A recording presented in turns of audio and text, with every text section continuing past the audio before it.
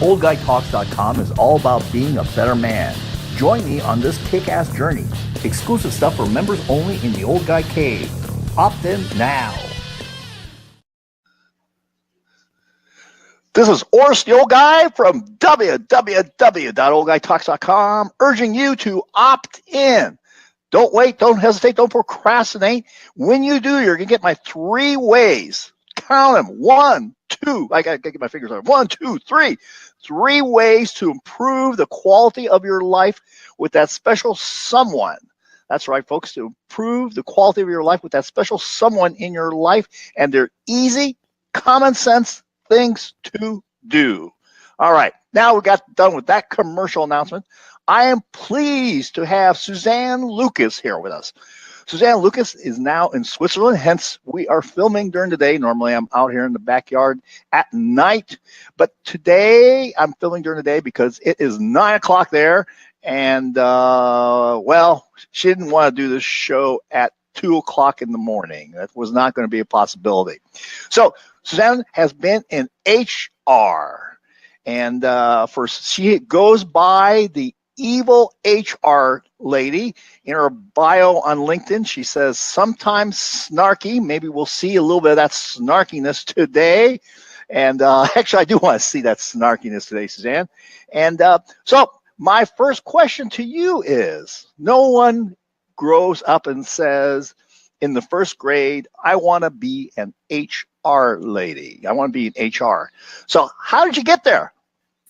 Well, I came to it in a roundabout way. I was in a PhD program for political science, and I hated it. So I left after I got my master's degree, and you've probably never seen a help wanted political scientist needed ad. That's right. So with a master's degree in political science, I was kind of lost. What do I do now?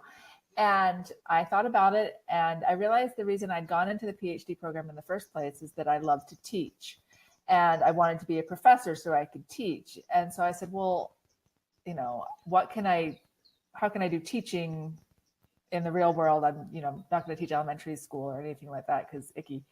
And I thought, I could do training. And I said, well, where are the trainers? The trainers are in an HR department. So I went to a temp agency and I said, I will do anything in an HR department.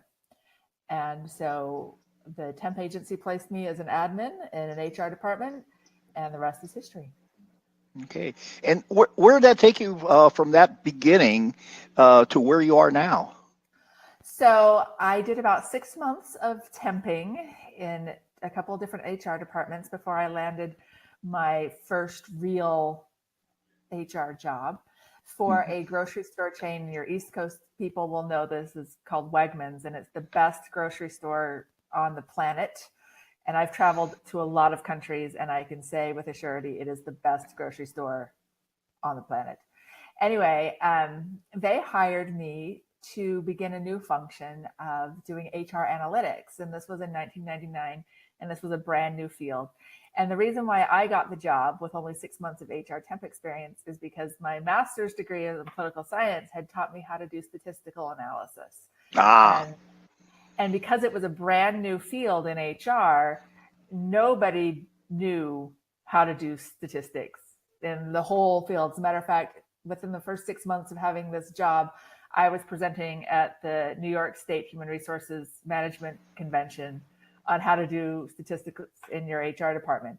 So that just tells you how new a field it was. That, somebody with 6 months of experience is teaching all these VPs of HR how to do it. So I started there, and then I moved on to pharma, where I spent 9 years in a variety of different roles. And then my husband got a job in Switzerland. And because I like cheese and chocolate, I said, sure, I'll leave my corporate job. And we moved here, and I decided to switch over to freelance writing and speaking about HR issues instead of working in corporate life. Okay, so that's an interesting journey. I think what's really a lesson there for everyone is the fact that you never know how a preparation that may seem irrelevant at a time, like statistics, might open the door for you for something in the future. I think that's actually an amazing thing. It really is, because I wouldn't have been hired. The job posting said someone with 5 years of experience. And when my boss hired me, he said, look, you're not qualified for this position, but you're the only person I could find that could do statistics. So he was very honest. He was very good, and he had to train me, from the ground up. But I had the advantage of working for a world-class company, and they taught me tons. Okay. So let's kind of get into some of the things that I want to talk about today. As an old guy, I have my Medicare card already, just so that everybody knows. I'm officially governmentally sanctioned as old.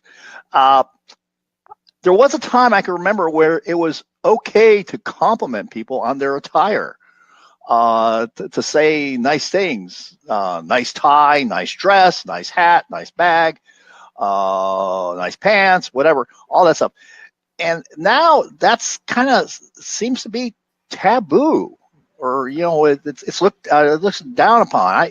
Can you kind of shed some light on that, on like some light on that, this whole concept? Well, I don't think it is taboo. I think the problem is if you don't have a relationship with someone, I meet you on the street, or I come in for a job interview with you and you don't know me. Or maybe it's my second week at the office and you're like, hey, Suzanne, nice dress. Then that's kind of creepy. But right. If we have an established relationship and I know you're a good guy and I'm a good gal, that's I guess the counter with guy, and you say, hey, Suzanne, that's a nice dress, I'm going to say, thanks. So I think it really just depends on that underlying relationship. And when you don't have a strong relationship, or you're not on a friendly relationship, then it becomes problematic. And if that's all you're saying, if you're saying to your male employees, hey, great job on that presentation, and to your female employees, gosh, you look nice today, that's a problem. But if you are saying to everybody, great job, and you say to your male employees, hey, I really like that tie, and to your female employees, oh, that's a cute dress, that's going to be an okay thing to do. Now, there are going to be some people that are super duper sensitive, and hopefully they don't work with you, because super sensitive is annoying. But for most humans, in my experience, as long as that relationship is there to begin with, then hey, no problem. Okay. All right. Well, I may violate one of your rules because I will compliment people that are complete strangers sometimes, and I don't do it. I don't do it in a nasty way, like oh, that was really good looking there. No, I just say, hey, that is really nice. I really like how that looks, and it can be all sorts of people, from from great suits, which I think we are. I've talked about this in the past, that we are T-shirt nation, as I'm wearing a T-shirt. So we don't often enough get dressed up, and if somebody gets dressed up, whether it's male or female, I sometimes I will compliment and say, oh, that's great, and you don't see a shirt with cufflinks very often, or something like that. So, but I guess I'm all that way. So I think kind of covered it. Just a way to compliment someone on their attire without being considered inappropriate is I think you kind of maybe answered that, or maybe you can expound a little bit more on that. Well, I mean, the first question is why are you complimenting them on their attire? And it goes back to the relationship. And you don't ever want to say like, gee, Jane, I really like it when you wear skirts. That's a very different thing than, you look nice today, or you're doing a presentation. Yeah. I mean, the first one crosses into creeper land. The first one crosses into creeper land. And the thing is that, and this is the problem with sexual harassment law in general, and this is one thing I really dislike about sexual harassment laws, there's no bright line, because it is all dependent on what someone thinks about it. The question, it only becomes sexual harassment if two conditions are met. One, the person who was the target was offended, and two, if a rational person would be offended.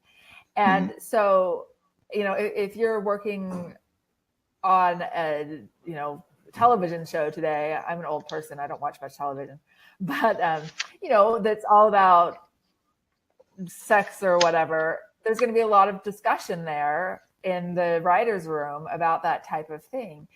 And that doesn't fall under sexual harassment unless someone starts to get offended by it and it starts to be about personal things. And so that's the problem. There is no bright line. There's no rule that says you can't compliment somebody's outfit. But if somebody starts to get offended by it, then it could go into sexual harassment if a rational person would also think that that was an inappropriate thing. So it's a little tough. Yeah. So tell us how you draw the line as a professional in this area between funny, inappropriate, and sexual harassment. There's just kind of a continuum there. And, there's a fear of among some people about actually being funny or I am naturally a jokester. I naturally that's just my operating system. And there's always that risk of somebody being offended. But what's that line for you? How would you describe that line between funny, inappropriate, and sexual harassment? Well, the thing is it's not an easy line to describe because I'm naturally a funny person as well. At least I like to think I'm funny. I think I'm funny. Who knows if other people think I'm funny? But as long as you're laughing, that's all that matters. Right. It's all about you. That's right. It's about me and my needs. And really that is the key thing here is that do people really think it's funny? But the problem goes back to you can't judge funny by laughter. And you could say, oh, well, they laugh. But sometimes people laugh when they're nervous or when they're uncomfortable as well. And so I would say, we don't talk in the workplace about sexual things in general. We certainly don't talk about our own sex lives or the sex lives of our coworkers. When you start asking your coworker questions, now I'm getting uncomfortable because I'm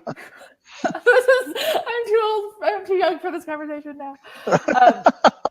That's going to be definitely crossing a line. And when you start making somebody else uncomfortable, and again, when you start treating somebody differently than you would treat someone of the opposite gender, and are we focused on your knowledge, skills, and ability, or are we focused on what you look like and what you do over the weekend? And if you start focusing on those wrong things, you're going to get close to that line.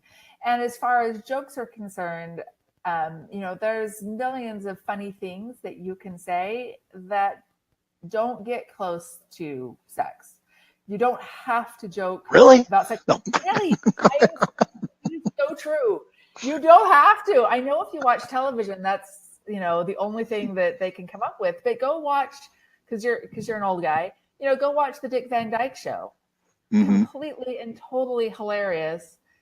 And, the closest they ever get to sex jokes is Sally complaining that she's not married. I mean, that's just, there's so much funny that's available that we don't need to go down that line.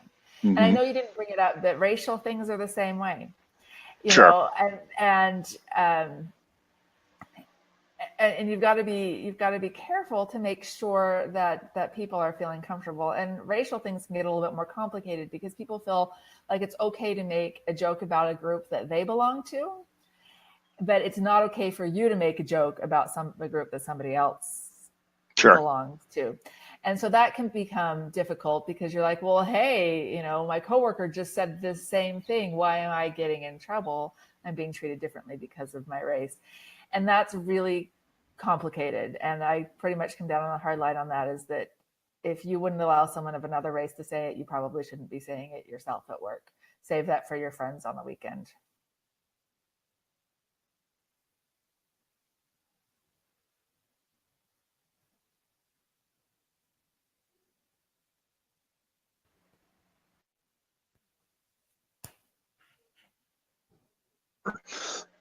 Well, sexual harassment, I think, is a whole different ball game. I think that's, in many ways, that's very, very clear cut. At least it seems to me. But in terms of being do you think there's a double standard in terms of how men and women are treated on the subject? I think there's absolutely a double standard, and one of the things that you can see is how it's okay for women to freak out and talk about how, wonderful Zac Efron is. And, but it's not okay for men to say the same thing about some female movie star. Mm-hmm. And that's a double standard. I don't think it should go for that. And a lot of times people think about, with sexual harassment or whatever, that this is a problem with men, but it's not. It's a problem with humans. And women may not sexually harass as much, and actually I don't know whether that's true or not, but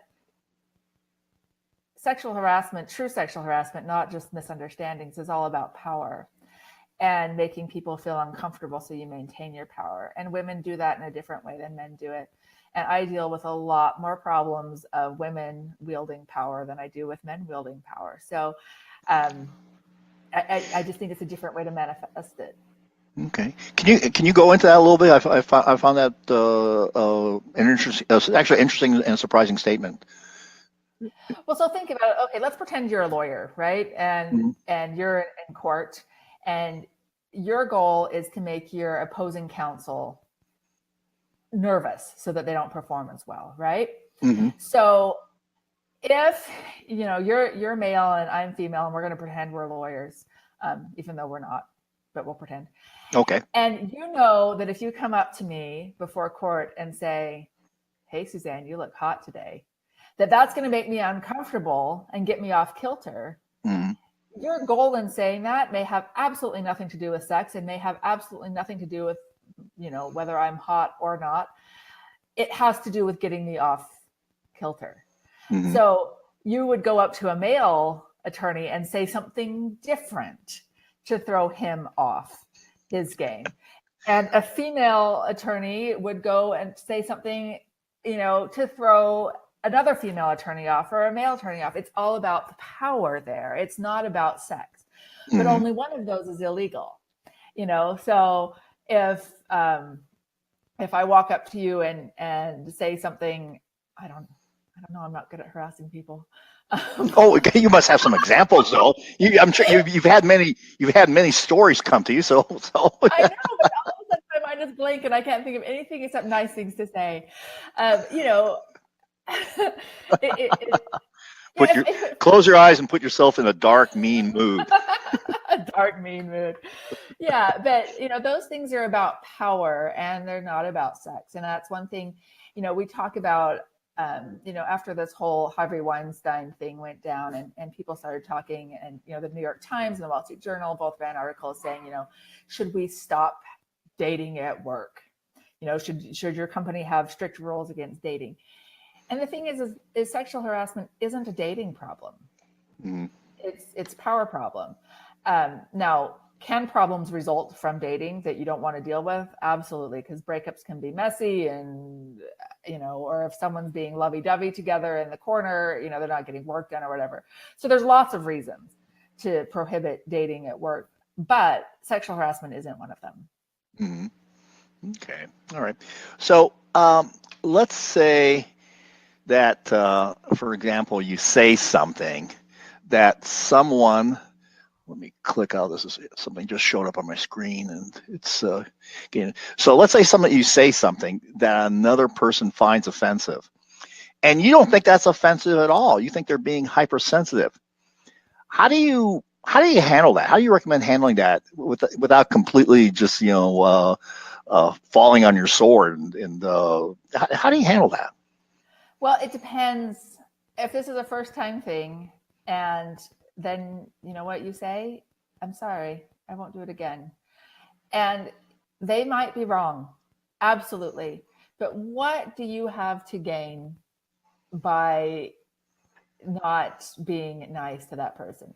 Now, as this continues to go on and this person gets offended at every little thing, then you've got to deal with that on a bigger issue. You tell a joke, someone says, "That's really not funny. I think that's offensive." The proper response is, "Oh, I'm really sorry. I didn't mean to offend you." when someone's complaining that the seating at the meeting was sexist because, 3 men were at the front of the room and only 1 woman was at the front of the room. And then she complains that, someone complimented on her dress, or that, just you can come up with a whole slew of things. Then you're thinking, okay, this person isn't necessarily rational, and you need to bring, if you have HR involved, you need to bring them in just as much to cover your own behind as to work through the situation, because a lot of people don't know what's appropriate. And sometimes you have to sit down with, someone who thinks they're a victim and be like, this is not, you are not a victim here. And this does not rise to the standard of sexual harassment or discrimination. And that can be a really difficult conversation to have, because you have to take every accusation seriously. That's the law. You have to take it seriously. And if someone comes and complains, you have to investigate. But just because you have to investigate doesn't mean that their complaint was valid. Okay. And that's a great segue into my next question.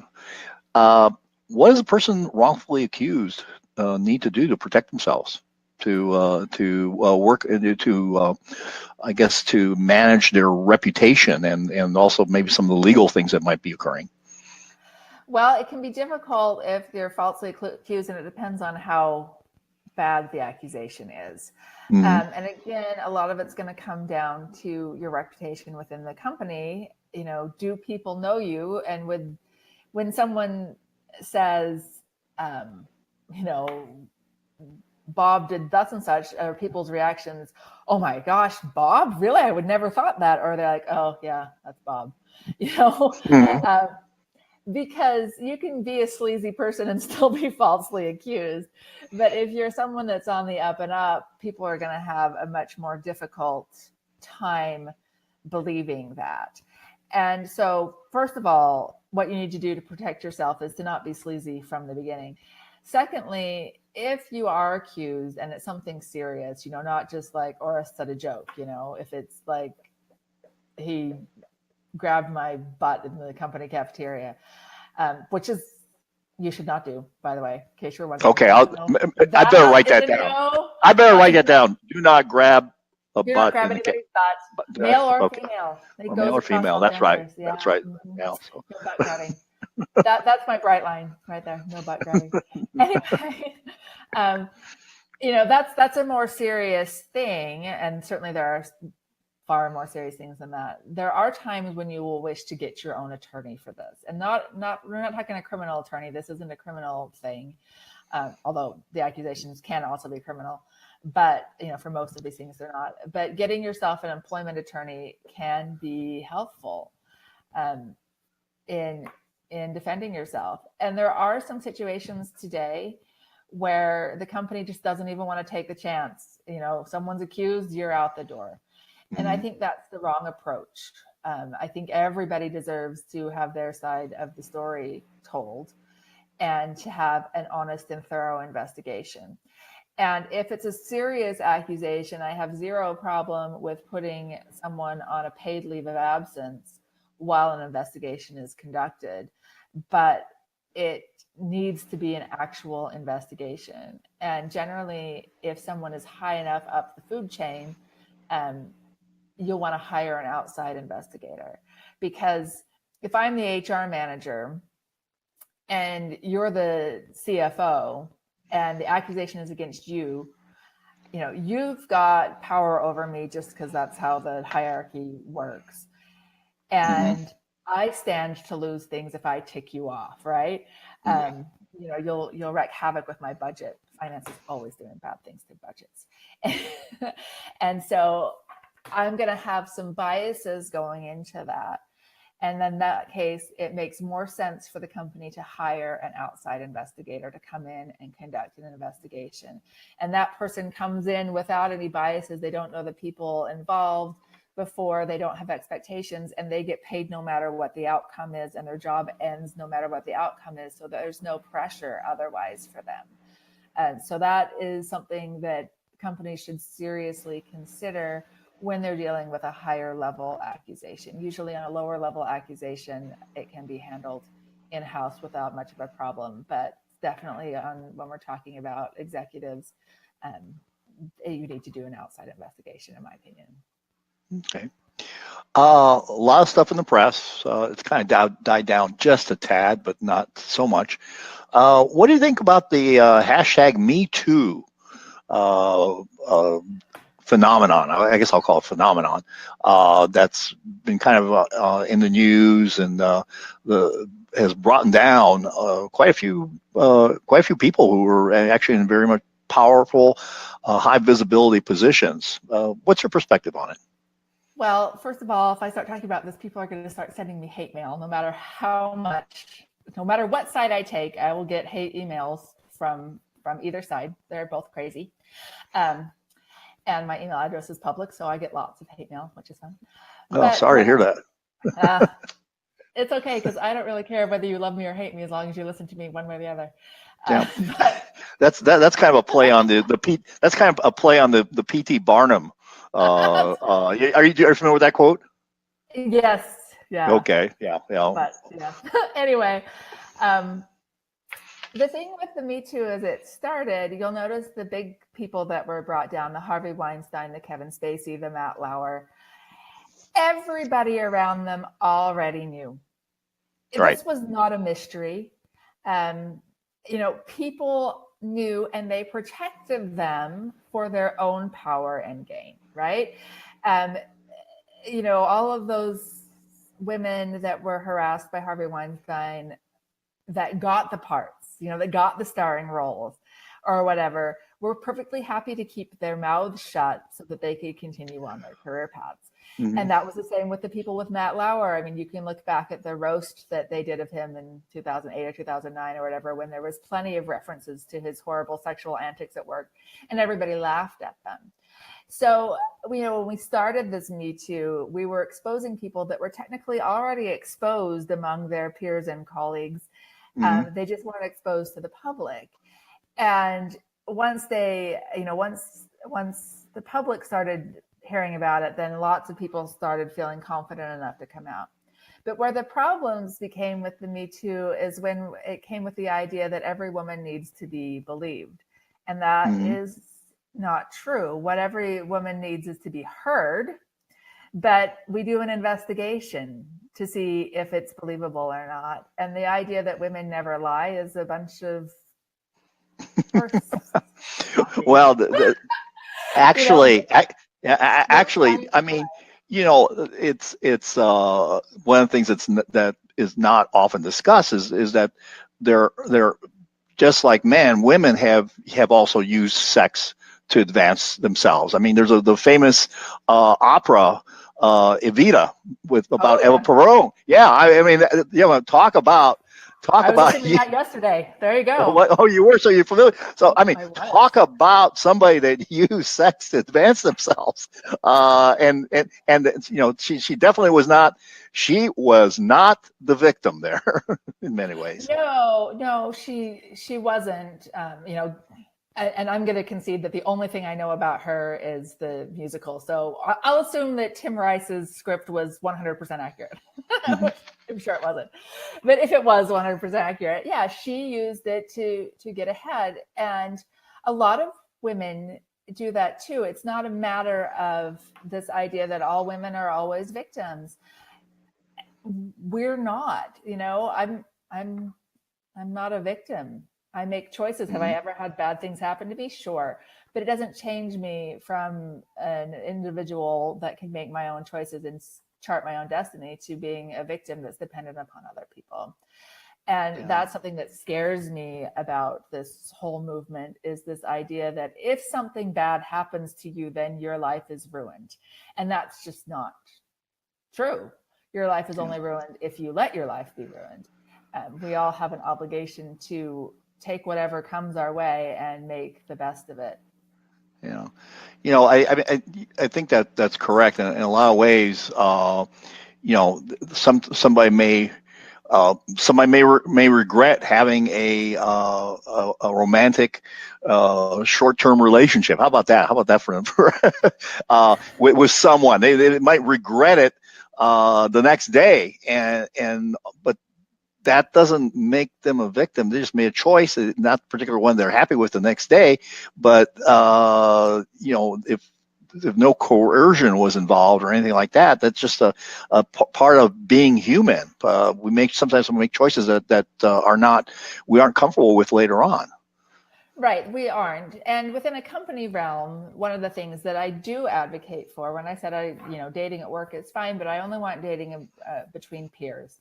Because of the power differential, if I'm your boss and I ask you out on a date, that puts you in an uncomfortable situation because I'm your boss and I control your assignments. I can control your raise. I control your year-end bonus.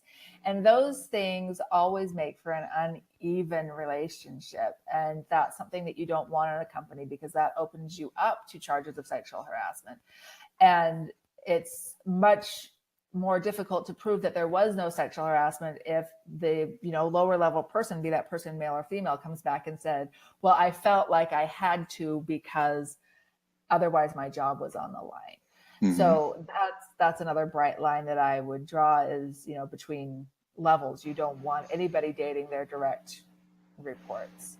And if, it's true love or whatever, then one of you needs to get a new job before you go on and build your relationship, because true love will wait for somebody to get a new job. It will. It doesn't go away. If it's true love, one of you can get a new job. That's right. All right, Suzanne. Well, now I'm in the part that my guests always love, because as you know from my blog, I'm about vices and virtues. And I think we've been talking about virtues here.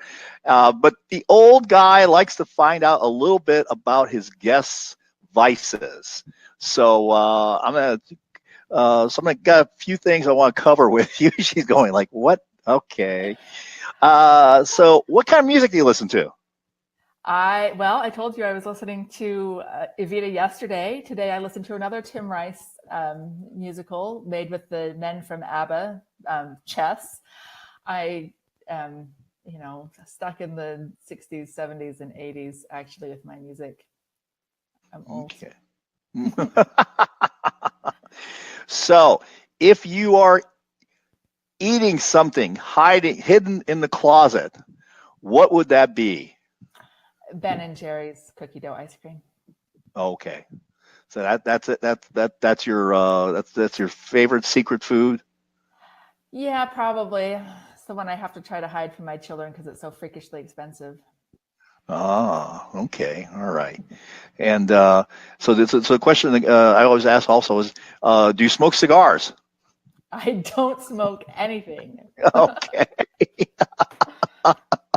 I'm a cigar smoker, and there's actually a lot of women that it's going to be more and more common to see women in cigar stores smoking cigars. So it's not that uncommon, I think.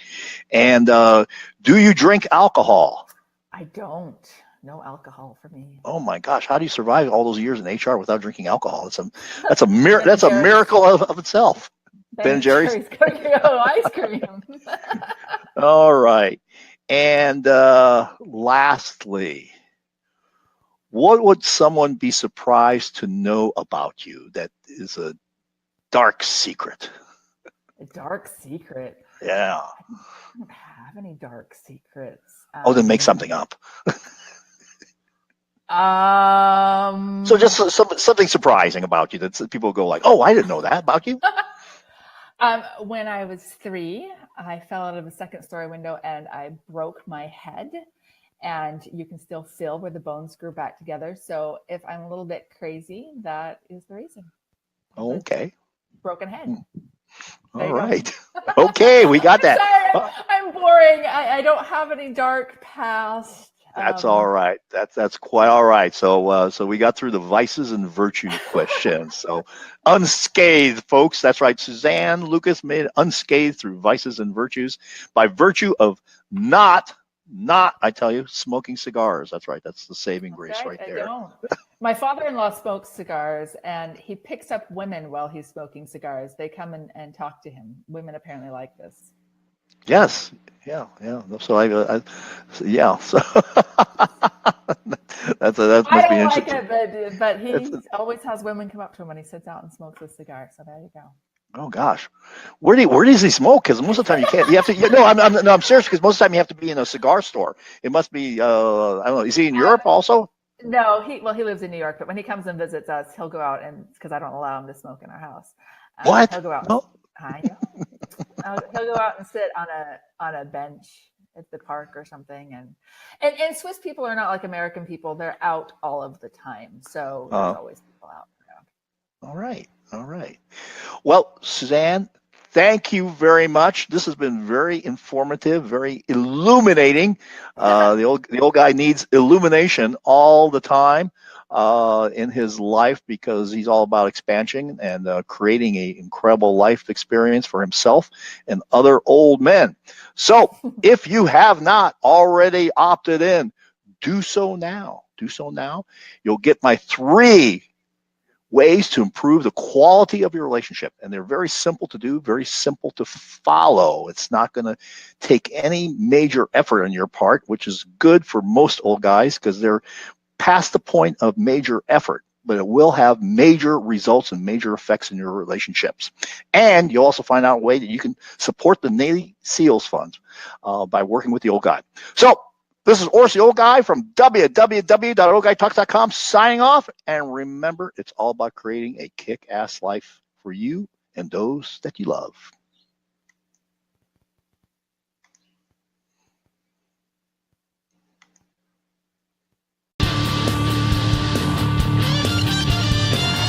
Opt in and encourage other old guy assholes like you to opt in also.